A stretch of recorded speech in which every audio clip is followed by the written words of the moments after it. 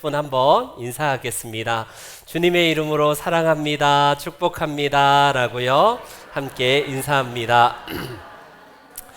네, 주의 은혜로 강건하시고 우리 오늘 함께 말씀의 은혜로 우리 함께 나누도록 합니다.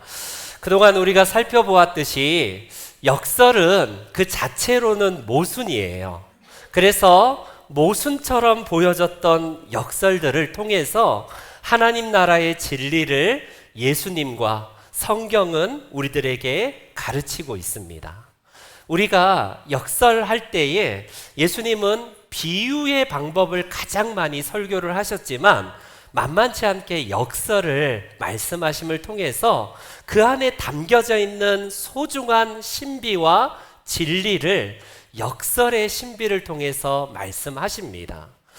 우리 기독교 변증가였던 영국의 G.K. 체스터튼이라는 분이 역설을 어떻게 표현하고 있냐면 이렇게 표현합니다. 역설은 머리를 땅에 박고 물구나무를 서서 내 말 좀 들어달라고 소리치는 진리이다. 여러분, 진리에 대해서 관심을 갖지 않기 때문에 누군가가 물구나무를 서서 나를 바라보라 할 때에 신기하기도 하고 왜 저런가 해서 우리 관심을 끄는 것이 바로 역설이래요. 우리 성경에 보면 그동안 역설의 진리를 통해서 우리를 아연실색하게 하는 하나님의 말씀을 하나하나씩 보았습니다. 특별히 왜 성경은 역설을 통해서 우리들에게 진리를 깨우치게 하실까요? 역설 자체가 믿음의 속성을 가지고 있기 때문에 그렇습니다. 여러분, 성경은 우리들에게 반지성주의를 가르치지 않습니다. 예컨대 덮어놓고 믿어, 무조건 믿으면 돼, 그냥 뭔가 반지성주의를 우리가 권면하고 권장하는 것처럼 비춰지지만 성경은 펴놓고 읽으라고 합니다. 과연 그러한가? 이 말씀에 담겨진 진리가 무엇인가를 우리가 탐구하면서 그 진리를 발견케 하시는 것이 하나님의 말씀이에요. 그런데 또 한 번 우리가 볼 때 성경은 이성을 초월하기도 하기 때문에 우리의 이성과 우리의 합리를 가지고 성경을 바라볼 때에 터무니없는 모순이 너무 많이 나온다고 할 수 있습니다. 그러나 그것이 우리의 믿음이 눈이 떼어지면 이래서 하나님께서 이 말씀을 하시는구나. 그래서 말도 되지 않는 이런 말들이 결국에는 우리가 믿음으로 바라볼 때에 그 말씀이 우리의 이성이 납득이 되지 않는 말씀이지만 이해하게 되고 확신하게 되는 것이 바로 역설의 신비이자 진리입니다. 그동안 우리는 13번에 걸쳐서 여러 말씀을 통해서 역설을 함께 들었습니다. 그 중에 대표적으로 누구든지 자기 목숨을 구원하고자 하면 잃을 것이고 누구든지 나와 복음을 위하여 자기 목숨을 잃으면 구원하리라. 예수님이 말씀하신 대표적인 역설이에요. 또 뭐가 있습니까? 누구든지 자기를 높이고자 하는 자는 낮아지게 될 것이고 누구든지 자기를 낮추는 자가 높아지게 된다. 역설의 이게 진리이죠.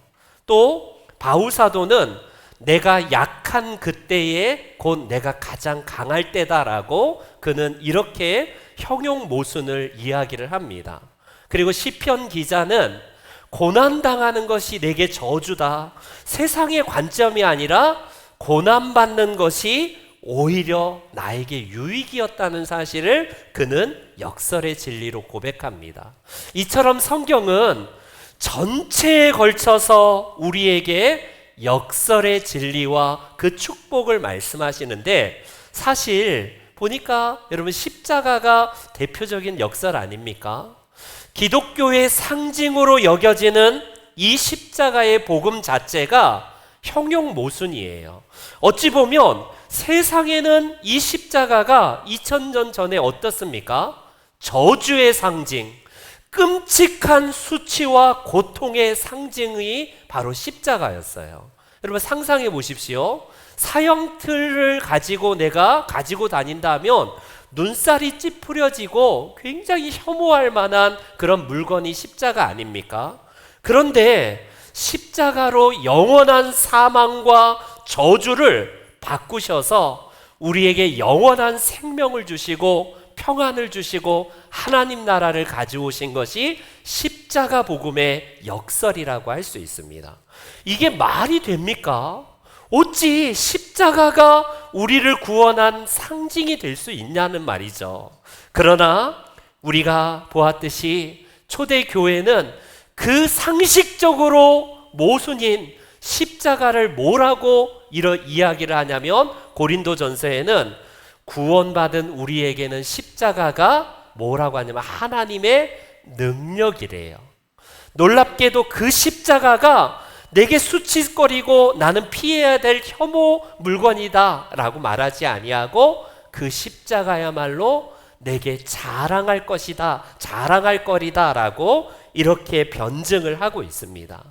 오늘 우리는 그 결론적으로 이 십자가의 복음에 담겨진 역설, 특별히 사도 바울이 그가 경험했던 고난을 통하여서 온갖 핍박과 조롱과 모욕 속에서도 왜 우리에게 이 역설이 축복이 되는가를 몇 가지를 우리들에게 소개를 하고 있습니다. 그럼을 통하여서 세상이 바라보는 관점이 아니라 하나님이 우리에게 주시는 축복이 무엇인가 7가지의 역설의 신비와 그 축복을 우리들에게 선언하고 있습니다. 오늘날 여러분 어떻습니까? 우리가 신앙생활 한다는 게 녹록치 않을 거예요. 직장인들은 아마 더 할 겁니다. 이전에 여러분 경험하지 못했던 기독교의 혐오가 정말 극에 달해 있어요. 목사가 전도를 하고 다니면요 확 바라봅니다. 저 사기꾼, 저 사기꾼. 자, 한국에서 최고 많이 성범죄 저지르는 집단, 이런 식으로 바라본다니까요. 이게 바로 세상이 우리를 향해서 바라보는 관점입니다. 아니 뭔가 그들에게 손해를 끼친 것도 없고 피해를 준 것도 없는데 대놓고 이제는 아예 여러분 박해하는 시대 아닙니까? 이전에는 그리스도인들이 좀 자조적인 말이지만 그래도 세상에 내가 종교를 믿는다면 기독교를 믿겠다는 게 압도적으로 많았어요. 그러나 이제는 우리는 어찌된 이유인지 몰라도 여러 이유가 있겠죠. 복음이 땅에 떨어지고 우리 그리스도인들이 박해를 받고 욕하는 게 더 많은 시대입니다. 그러나 여러분 기뻐하십시오. 여러분들이 만약에 비방받을 일을 했다면 당연히 그건 비방받아야 되죠. 그러나 복음을 위해서 하나님 나라를 위해서 의의 길을 걸어갈 때에 세상 사람들이 여러분들을 핍박하고 욕하고 조롱합니까? 산상수훈에서 예수님은 뭐라고 말씀하십니까? 그렇게 할 때에 너희에게 복이 있나니 왜냐하면 기뻐하고 즐거워하라. 너희의 상이 크기 때문이다 라고 예수님은 역설의 신비를 말씀하세요. 여러분 내가 복음 때문에 혹시 예수 믿는 이유 때문에 세상 사람들로부터 박해를 받고 모욕과 조롱을 당하고 있습니까? 기분 나빠하지 마십시오. 역설의 진리로 예수님의 말씀처럼 오히려 기뻐하고 즐거워하라. 왜? 하늘에서 상이 크기 때문이다 라고 말을 합니다.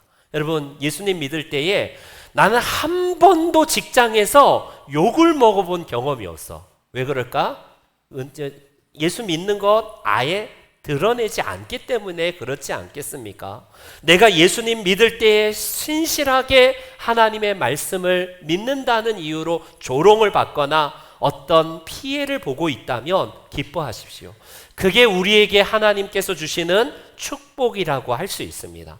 오늘 본문을 통해서도 이제 우리는 바울 사도가 아예 역설의 진리를 7가지를 우리에게 소개를 하는데 세상 사람들은 우리를 오해하고 그래서 조롱하고 핍박을 하지만 하나님이 우리 그리스도인들에게 주시는 7가지 축복의 역설을 오늘 본문은 우리들에게 소개합니다.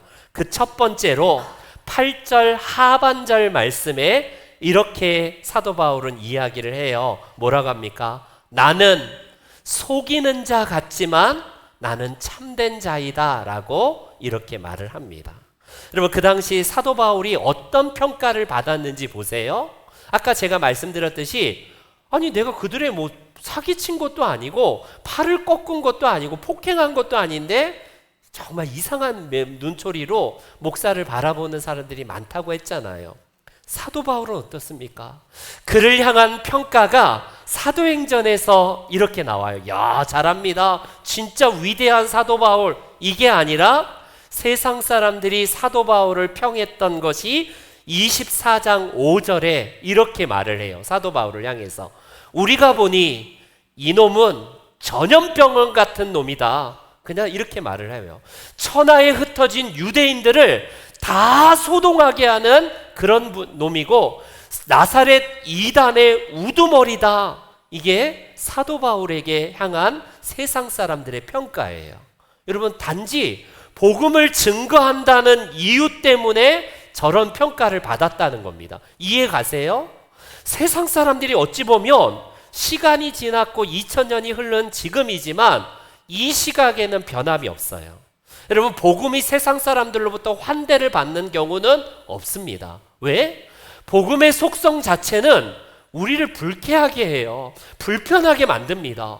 아니 내가 이래봬도 나 그래도 건실하게 한 회사에서 중역이고 나 그래도 배울 만큼 배웠고 나 그래도 사람들로부터 괜찮다는 평가를 받는데 뭐라고 합니까? 기독교는 당신 죄인입니다. 당신의 죄로 인하여서 당신은 죽어요. 당신은 지옥에 갈 수밖에 없습니다. 그러니 회개하고 복음을 믿어야 됩니다. 얼마나 불쾌하게 합니까? 그러니 복음의 속성 자체로 인하여서 사도 바울이 받는 저 평가가 어찌 보면 당연하다 싶어요. 늘 사기꾼, 속이는 자, 이게 사도 바울을 향한 평가예요. 그런데 사도 바울은 기분 나빠하지 않습니다. 세상은 나를 향해서 속이는 자라고 하지만 나는 축복, 참된 자다라고 하면서 진리를 발견한 축복을 가진 자다라고 그는 이야기를 합니다.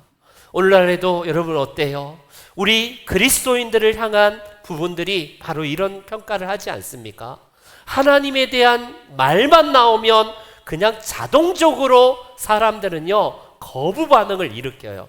왜 지금 이 시간에 무슨 하나님을 증거해? 여기가 교회야? 교회에서만 그런 거 해? 라고 하나님의 이야기를 교회로 가둬놓는 것이 세상 사람들의 보편적인 모습입니다. 야, 교회 가서나 그런 거 하지 왜 여기까지 와서 무슨 기도하냐?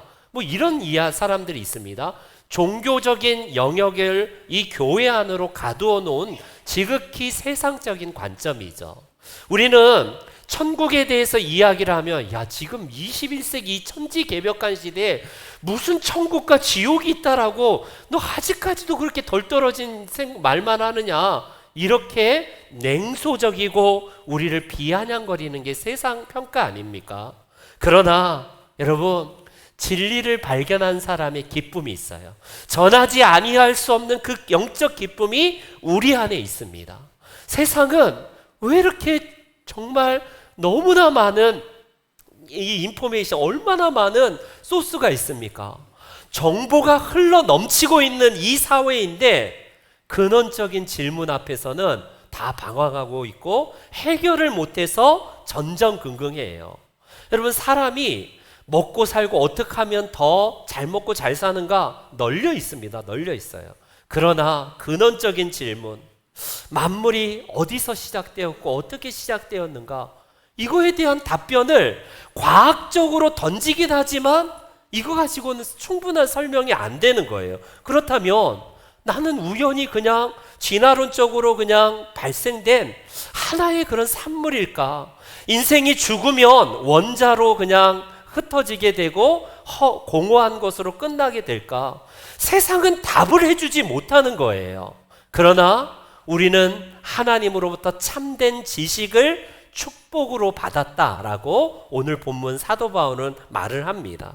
이 진앙이 없고 이 믿음이 없는 사람들에게 진리를 증거할 때에 당연히 어떤 반응을 받겠어요?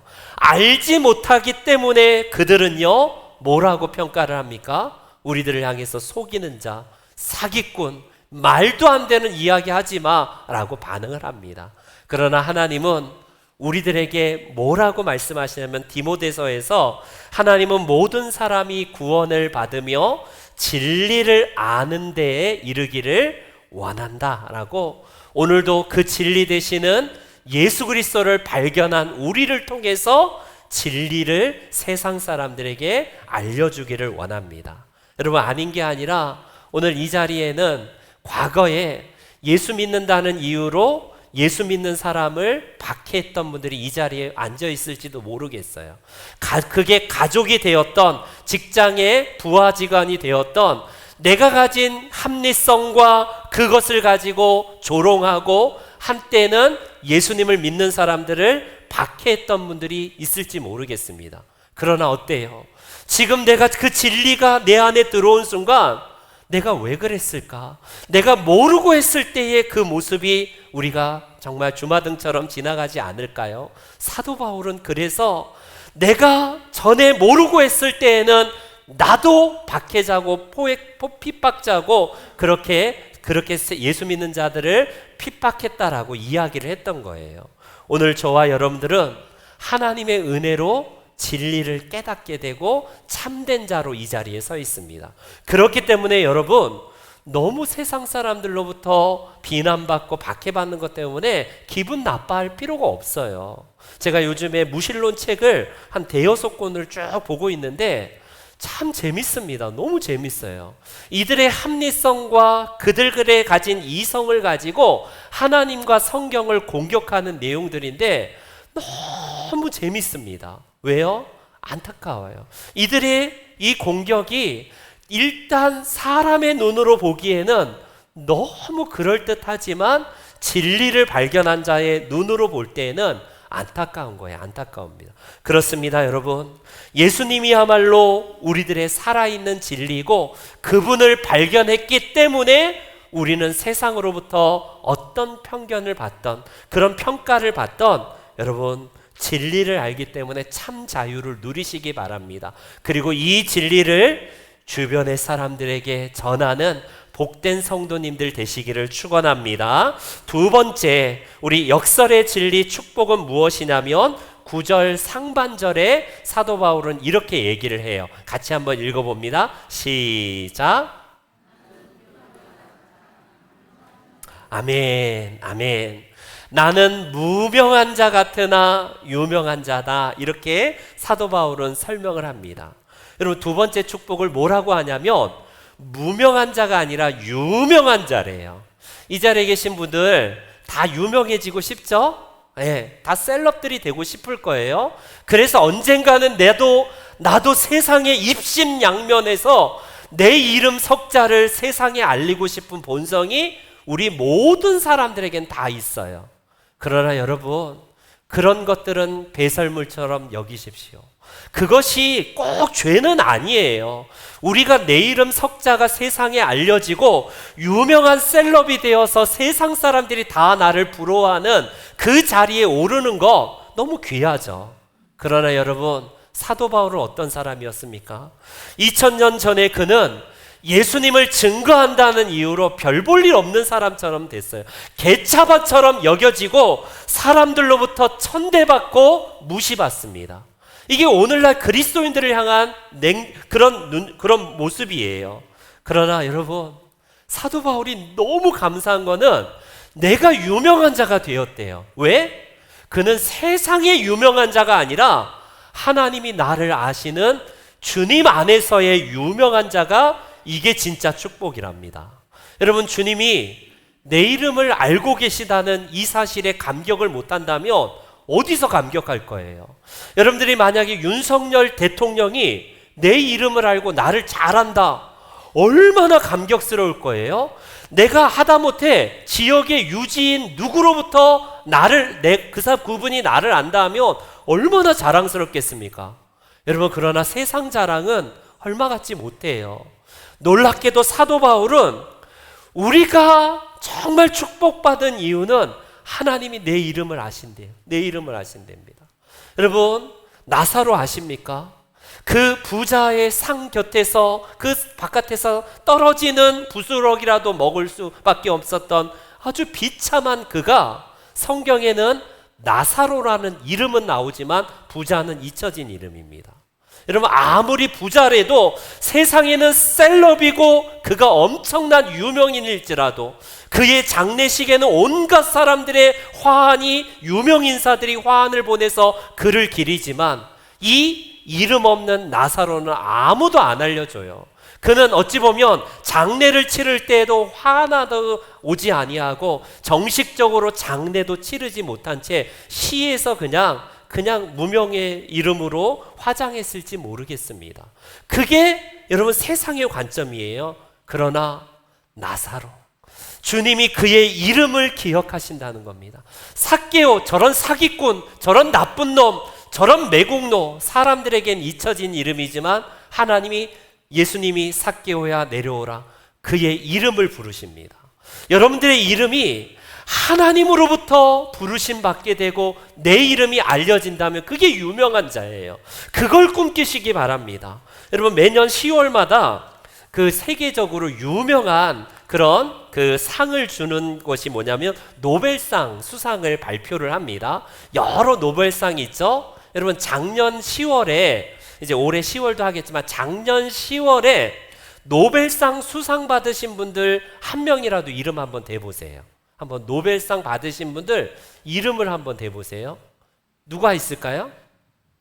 여러분, 유명한 사람들입니다. 엄청나게, 이거는 그 나라의 영광, 세계의 셀럽이에요. 엄청나게 유명한 사람. 근데 아무도 모르죠? 아무도 모르죠?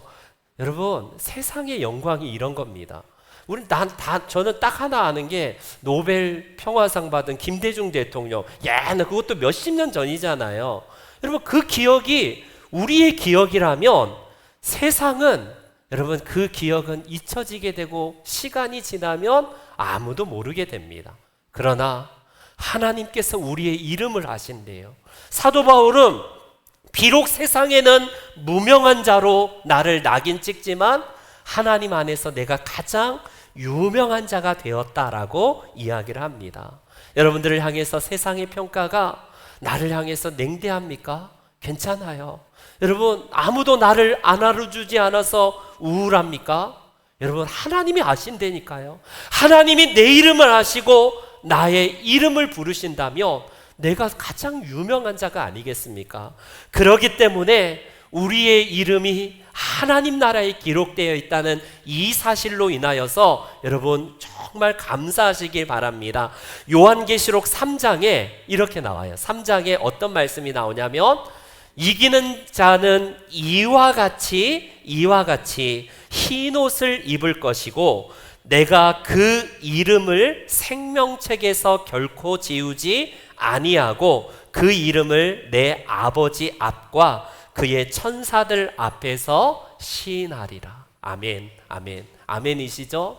여러분, 내 이름이 하나님의 생명책에 기록되어 있다는 사실, 그리고 그 이름이 수없이 많고 많은 사람 중에 한 명이 아니라 마치 유일한 사람처럼 나를 기억하시고 나를 아신다는 이 사실, 결코 하나님은 내 이름을 지우지 아니하고 천사들 앞에서 아신다라고 하실 때 내 손바닥, 하나님의 손바닥에 내 이름을 새기길 만큼 우리를 사랑하시는 그 하나님의 축복이 우리 성도님들에게 있기에 여러분 당당하시기를 축원합니다. 세 번째 우리 9절 중반절 말씀을 다시 한번 볼게요. 9절 중반절, 나는 죽은 자 같지만 나는 살아있다라고 그는 고백합니다.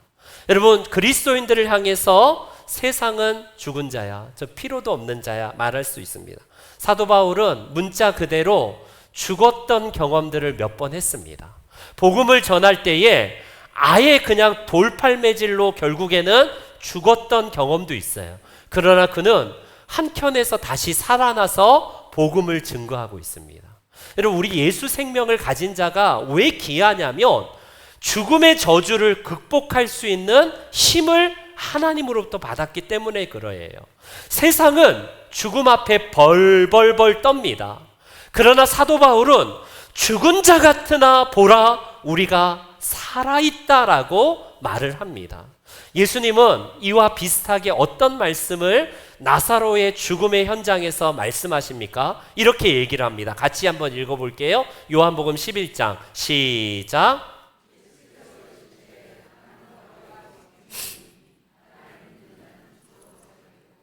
무릇 살아서 나를 믿는 자는 영원히 죽지 아니하리니 이것을 내가 믿느냐. 아멘, 아멘.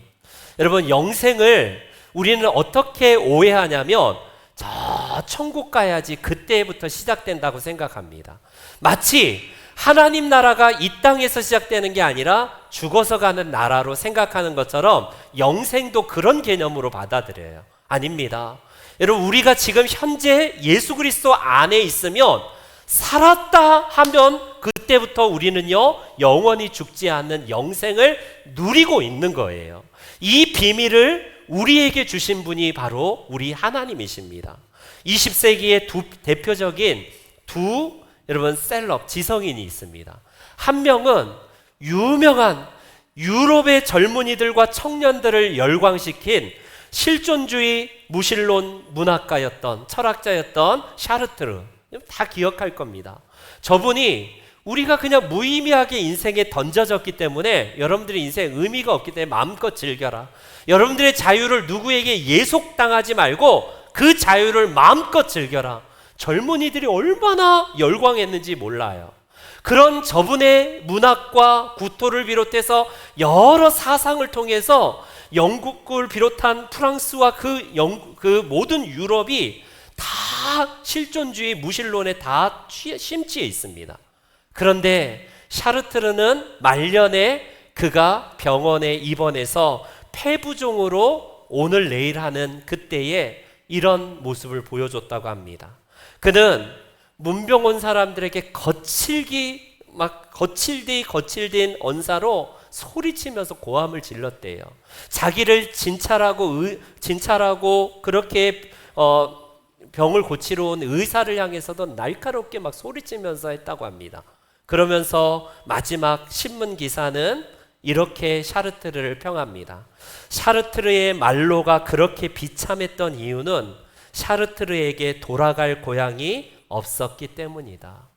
죽음을 앞둔 시점에서 그가 외쳤던 자유는 무색합니다. 그는 그토록 죽음 앞에서 담대함한 것처럼 이야기했지만 막상 죽음 앞에 맞닥뜨렸을 때는 벌벌 떠는 하나의 그냥 우리의 인생의 모습이라고 할 수 있어요. 그러나 동시대를 살았던 히틀러를 암살하려다가 결국 붙잡혔던 독일의 신학자이자 목회자인 본 회퍼는 결국에는 형장의 이슬로 사라질 때에 그의 노래가 오늘날 우리가 많이 부르고 있지 않습니까? 주 선한 일이 우리 감사시니, 그게 마지막으로 지었던 시 중에 하나인데, 그는 이제 형장의 이슬로 사라질 때에 이렇게 교인들과 남은 분들에게 이야기를 합니다. 형제 여러분, 이제 나에게 죽음이 찾아옵니다. 그러나 기억하십시오. 이것은 마지막이 아니고 시작입니다.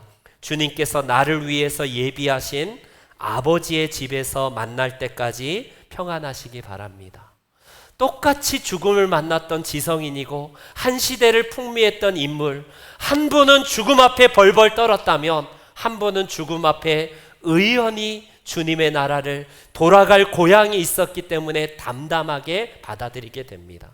사랑하는 성도 여러분, 우리도 살았을 때의 예수님 믿는 것이 우리에게 영생의 시작이고, 혹 예수님 믿었다가 죽을지라도 죽음을 극복할 수 있는 부활의 은혜가 우리에게 있기 때문에 우리는 죽은 자가 아니라 산 자인 줄 믿으시기를 바랍니다. 네 번째, 우리의 역설의 축복은 9절 하반절에 나오는데 우리 같이 한 번 더 읽어볼게요. 시작. 아멘, 아멘. 여러분, 사도 바울은 앞에 본문처럼요, 수없이 많은 고난을 통해서 사람들에게 어떤 평가를 받냐면, 야, 저 사람 하나님으로부터 매 맞는다. 뭔가가 있기 때문에 저렇게 징계를 받는 거지. 아니, 사도라면서 오히려 대접받고 사람들로부터 인정받는 게 아니라 고난받는다? 마치 욥의 세 친구의 관점과 비슷한 거예요. 사람들은 오늘날도 마찬가지인 게 이런 부류의 사람들이 있습니다. 예수님 믿다가 고난받으면 뭔가 죄가 저지르는 게 있을까요? 거슬러 올라가면 조상이라도 죄 저지르는 게 있는 거야. 완전히 이게 복음과는 상관없는 얘기를 하시는 분들이 있어요. 사도 바울을 향해서 징계를 받는 자라고 이야기하지만 이게 세상의 관점이라면 그는 아니다. 나는 결코 죽지 않는 승리의 축복을 받은 자다라고 그가 고백을 하는 거예요. 여러분, 불신자들과 신자들이나 매 한 가지로 인생을 살면서 우리 앞에 고난에 다 당면합니다. 예수님 믿는 사람이라고 하나님은 고난을 면제시켜 주진 않아요. 그러나 그 고난을 맞닥뜨렸을 때의 본질과 결과가 완전히 다르다는 사실을 알지 않습니까? 그래서 그는 징계를 받으나 나는 징계받는 자가 아니라 오히려 죽음을 당하지 않는다라고 당당하게 승리를 선언하는 겁니다. 여러분, 잠언서의 기자는 이렇게 얘기를 해요. 어떻게 해야 합니까? 대저 의인은 7번 넘어지는 자래요. 여러분, 우리가 예수 믿는 자들이 실패하지 않는 자가 아닙니다. 넘어지지 않는 자가 의인이 아니에요. 우리도 넘어지기도 하고 실패로 쓰러지기도 합니다. 그러나 다시 일어난대요. 이게 그리스도인이에요. 그러나 악인은 아예 넘어져서 일어나지 못한다라고 말을 합니다. 그렇기 때문에 우리에게 있어서 고난 자체가 온다는 게 이게 이상한 게 아니에요. 오히려 고난 속에서 낙심하지 아니하고 나는 징계가 아니라 오히려 하나님의 승리를 얻은 자로서 나는 살아간다는 이 당당한 고백이 우리 성도님들에게 있기를 축원합니다. 5번째 축복을 10절 상반절에서 이렇게 표현을 합니다. 다 같이 한번 또 읽어볼게요. 시작. 아멘. 이것도 역설이죠. 사도 바울은 세상 사람들이 근심하는 것 같아요. 아니, 저 사람 이제 조만간 매 고난으로 힘드니까 근심하네. 여러분, 사도 바울의 근심이 뭐라고 이 사도 바울 서신에 나오냐면 교회를 향해 근심한대요. 하나님의 교회를 향해서 늘 근심하고 동족들이 예수 그리스도를 믿어서 구원받아야 되는데 그러지 못한 것 때문에 늘 애통이 넘치는 것처럼 비춰져요. 그런데 사도 바울은요, 근심이 아니라 오히려 뭐라고 하냐면 항상 기뻐한대요. 이게 그리스도인들의 본질이라고 합니다. 빌립보서를 보세요. 감옥 안에서 조만간 이제 형장의 이슬로 사라질 사도 바울이 뭐라고 바깥에 있는 영어의 몸이 아닌 다른 사람들에게 뭐라고 말을 합니까? 빌립보서에서 이렇게 말합니다. 여러분들, 주님 안에서 기뻐하세요. 항상 기뻐하십시오. 이렇게 고백합니다. 나는 어떠한 형편에든지 내게 능력 주시는 자 안에서는 나는 기뻐할 수 있고 나는 모든 것도 할 수 있습니다. 이게 사도 바울의 고백이에요.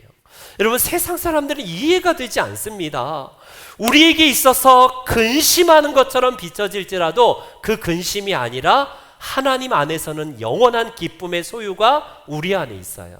이 기쁨이 우리 안에 있기 때문에 어떤 근심과 걱정에 함몰되지 아니하고 살아갈 수 있는 그 근원이 우리 그리스도인들에게 있다는 역설의 축복입니다. 이 귀한 은혜로 말미암아 여러분은 항상 기쁨의 소유자로 살아가실 수 있도록 주님 앞에 기도하며 그렇게 살기를 소망합니다. 6번째, 우리 10절 중반절 말씀을 한 번 더 보여주세요. 나는 가난한 자 같지만 많은 사람을 부요하게 한다라고 또 한 번의 역설의 신비를 말합니다. 여러분, 사도 바울은 가난한 거 맞아요. 가난한 거 맞습니다. 야, 저 예수 믿고 폭삭 망한 사람, 이게 사도 바울에 대한 평가입니다. 여러분, 예수님을 차라리 안 믿었다면 사도 바울은 세상에서 잘 나갔고 셀럽이고요, 유명한 자고 가장 빨리 성공한 자고요, 그 유대 사회에서 가장 존귀를 받았던 사람이에요. 근데 예수 믿고 나서 말 그대로 쪽박찼습니다. 아니, 저 장래가 촉망인 사람이 하루아침에 저렇게 된 게 이해가 가지 않습니다. 그러나 사람들은 외적인, 물질적인, 외적인 모습만 보고 평가합니다. 가난한 자다. 그러나 사도 바울은 아니야. 내 가난함이 오히려 많은 사람들을 부유하게 하는 축복의 통로가 되었다라고 이야기를 합니다. 오늘날 우리를 향한 평가는 뭡니까? 야, 예수 믿으면 부자 된다며. 부자 돼? 우리가 잘못 복음을 전해서 이런 악영향이 있는데, 여러분, 우리는 비록 물질이 많건 적건 그건 하나님의 일반 은총이에요.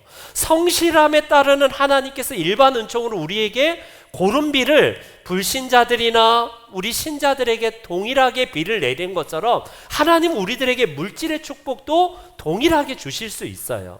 그러나 남들보다 더 신실하게 살기 때문에 물질이 적을 수 있다면 그것 때문에 여러분 비참해야 할 일이 없습니다. 비교할 일이 없어요.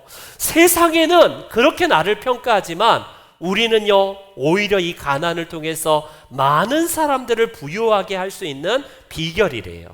그렇기 때문에 영적 부유에 대해서 사도, 여러분 야고보는 뭐라고 얘기합니까? 야고보서를 한번 읽어볼게요. 야고보서, 내 사랑하는 형제들아 들을지어다.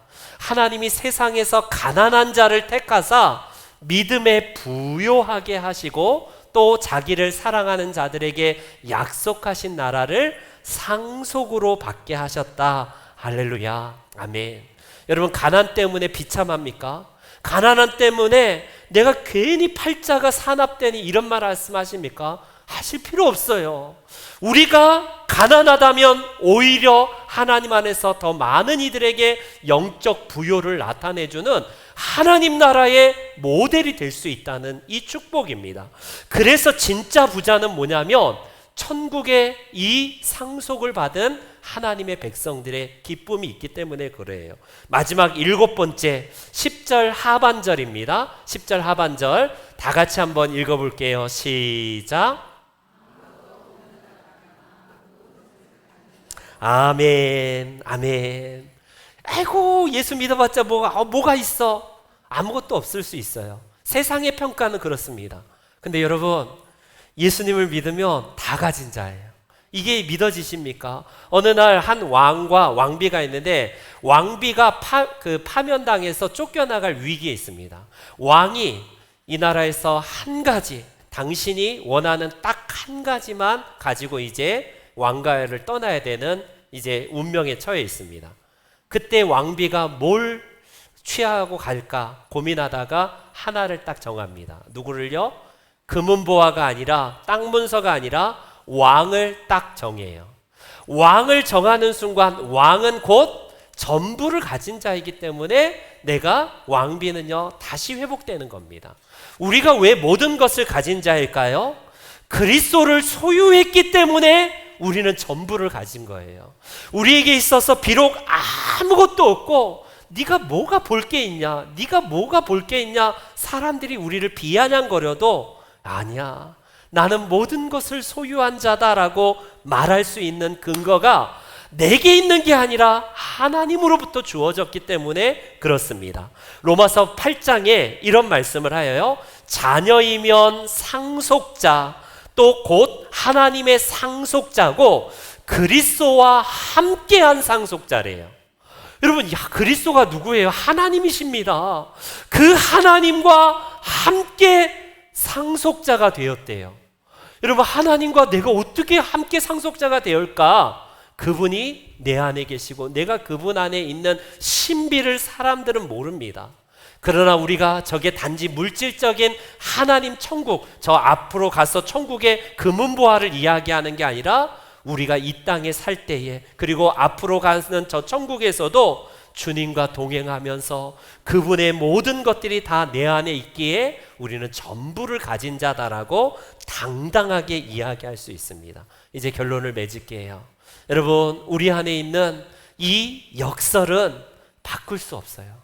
사람들은 역설을 아무리 우리가 물구나무 서고 이 이야기를 들어보라 라고 해도 귀담아 듣지 않을 수도 있습니다. 그러나 귀담아 듣지 않는 사람들이 아니라 내가 먼저 이 하나님 나라를 소유한 자로서 여러분 영적 자존감을 결코 세상에 빼앗기지 마십시오. 내가 무명하다고요? 내가 가난하다고요? 내가 속이는 자고 내가 사람들로부터 비방받고 그렇게 손가락질 받는다고요? 오히려 그게 복음의 길을 걸어갔을 때에 당하는 것이라면 오히려 기뻐하고 즐거워하십시오. 그게 왜냐하면 하늘의 상이 크기 때문이다 라고 말씀을 합니다. 여러분, 우리 20세기에 유명한 복음성가 가수가 있는데 조지 베브리 쉐어라는 가수가 있어요. 이분은 원래 셀러리맨으로서 원래 그 보험회사에서 유명하게 돈도 많이 받았던 사람인데 어느 날 CBS 방송국에 오늘날처럼 그 노래하는 경연대회에 참석했다 가수로 그가 활동합니다. 그가 가수로서 명예와 인기와 돈을 엄청나게 벌어요. 그리고 사람들로부터 한 몸의 인기를 받았던 사람이 조지 베버리 쉐어라는 저 가수입니다. 근데 어느 날 인기가 많아도 너무 허무하고 공허한 거예요. 그러다가 집에 와서 어느 날 우연히 책상에 있는 어머니가 지은 찬송시 한 편을 발견합니다. 주 예수보다 더 귀한 것은 없네? 이 세상 뭐 어떤 것도 바꿀 수가 없네? 그런 글을 보고요. 단번에 그는 곡을 지어서 그때부터 찬송가 94장 주 예수보다 더 귀한 것은 없네, 이 고백으로 유명해집니다. 그는요 가는 곳마다 빌리 그레엄 목사님과 함께 복음성가 가수로 활동하다가 어느 날 찬송을 부르는데 너무 사람들이 열광하고 막 박수치니까 사람들을 막 자중시킵니다. 그러면서 하는 말이, 그는 찬양을 다 끝내고 이렇게 말을 했다고 해요. 여러분, 대단히 감사합니다. 그러나 나는 여러분의 박수 갈채와 예수님의 그리스도를 바꾸지 않겠습니다. 오직 영광 받으실 분은 우리 하나님이십니다 라고 하면서 그의 말년 동안 계속해서 이 일에 헌신했던 사람입니다. 사랑하는 성도 여러분, 세상 사람들이 뭐라고 평가하든 너무 기분 나빠하지 마세요. 우리를 공격하는 게 당연하다. 왜? 아직 모르기 때문에.